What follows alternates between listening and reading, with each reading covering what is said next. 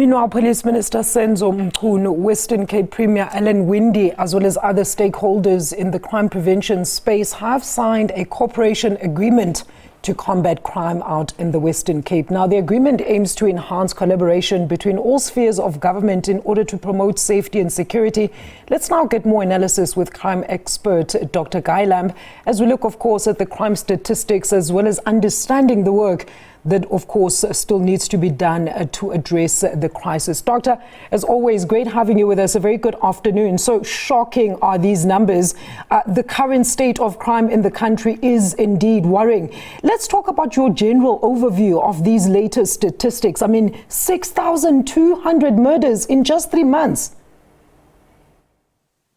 Yeah, I mean, the stats always make sobering reading, certainly over the past 10 years or so, because we've seen quite significant and constant increases in violent crime, reported violent crime over the past 10 to 12 years. Certainly since the Football World Cup, we've seen an increase happening within South Africa. And these recent statistics have just demonstrated that. Earlier this week, we had the Victims of Crime survey that Stats SA brought out, also mirroring similar trends to what the police are mirroring here. People feeling a lot more unsafe, people seeing South Africa is a lot more dangerous place. What happened, this morning with the presentation of the crime statistics is that the most recent quarter, the quarter they have data on, which is from essentially from April to June this year, demonstrated that, murder had sort of stabilized but at a very high level, that attempted murder had gone up. There had been significant increases there.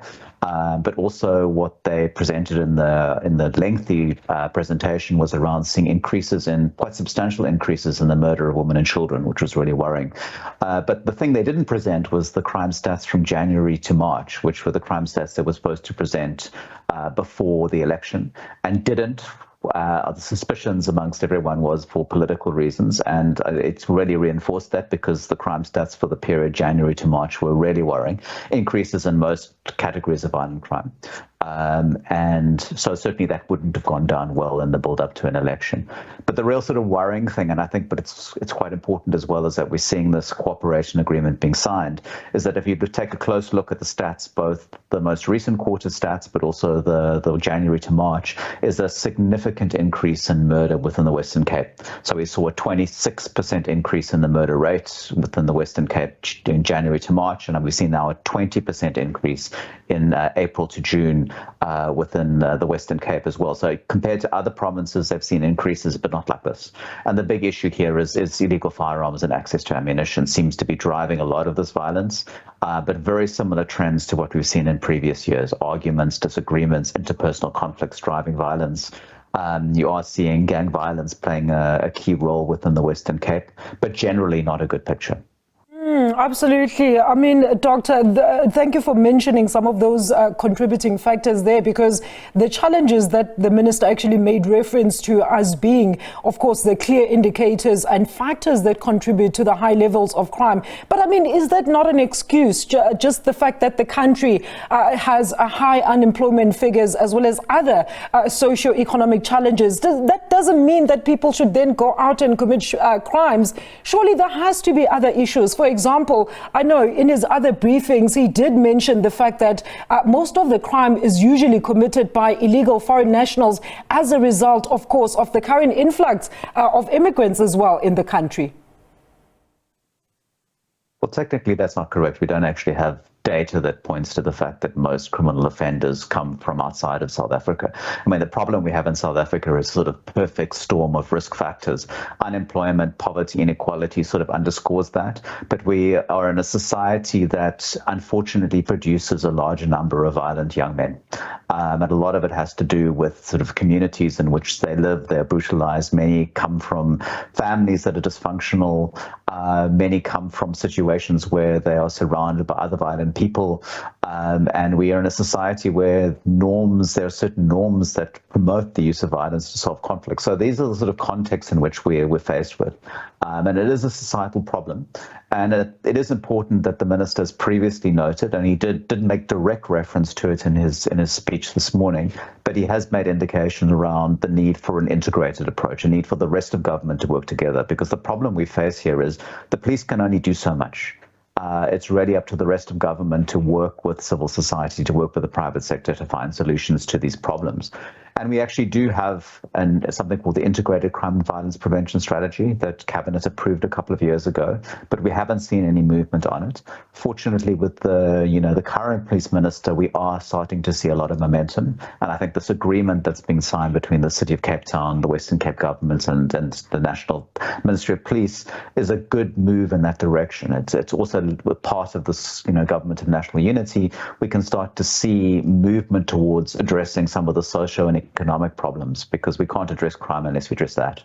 Absolutely. And then, Doctor, what other mechanisms then can be exercised in order to really deal with those real contributing factors? I know you've just mentioned some, but where do we start? We've seen the backlash as well as criticism, especially, I'm sure you've seen in relation to the KZN police about how the suspects are actually being killed. So if the police then cannot defend themselves against criminals, that leaves them running amok. It seems South Africa has become a den of criminality, and it's a weekly, if not daily, reports of various crimes being committed, some right under our noses. Yeah, we have to face that particular reality, is that we live in a dangerous country. The police work in a very dangerous environment under very dangerous conditions. Many criminals are armed. Some of them are better armed than the police. So, what does one do in these particular situations?